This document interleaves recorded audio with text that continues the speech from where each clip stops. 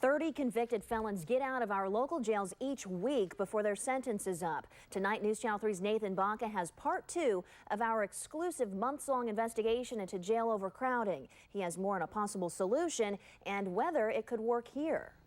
Last night, we showed you the problem of local convicts roaming our streets before their sentence is up. We showed you how a Phoenix, Arizona sheriff solved his jail overcrowding problem by just putting the criminals in tent cities. Tonight, we answer whether this unique idea could ever work here.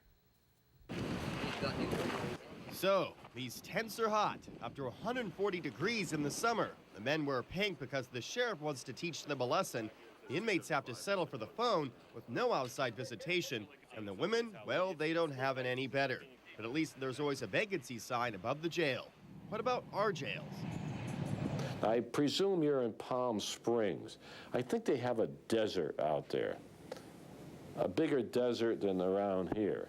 So I can't understand why you can't put tents up. Oh, it gets too hot. Well, mine is 141 degrees. I don't even know if it's that hot in Palm Springs in the tents. It's a beautiful city. I've been there. But I don't know. Why can't you put tents up? Very simple. Riverside County Sheriff Bob Doyle doesn't think it's that simple. He's expanding a county jail in Banning and is looking to build a new one in the small community of San Gorgonio.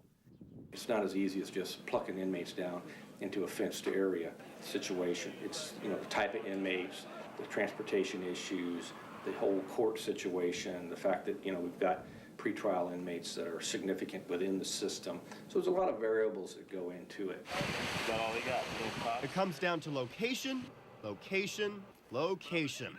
Sheriff Joe Arpaio's prison is located near a garbage dump just miles away from downtown Phoenix. The equivalent in our valley would be to put a tent-city jail in Thousand Palms. A remote site at Eagle Mountain, 60 miles east of Coachella, has been discussed as a possible site. But Sheriff Doyle doesn't think that will work. You've got to be within close proximity to a trauma center in case an inmate gets hurt, or more importantly, if one of our employees gets stabbed, you need to be able to get them to significant trauma medical attention in a short period of time. It's 50 minutes to the trauma center in Palm Springs. They're going to die.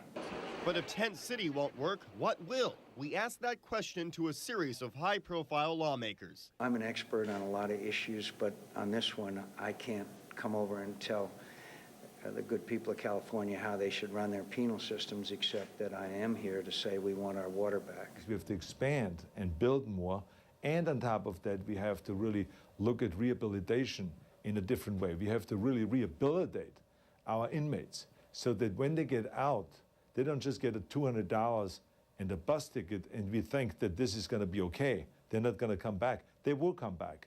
4 men have shared their opinions on how to solve our problem. Which one is right?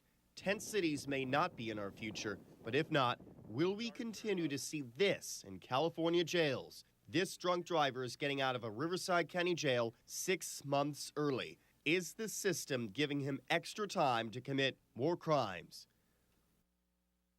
While Sheriff Joe Arpaio's tent cities have kept inmates from getting out early, his plan hasn't conclusively prevented criminals from just going right back into jail once they get out. So this leaves us in a race to build more jails. State lawmakers are planning to build more state prisons, but county jail construction is lagging behind population growth.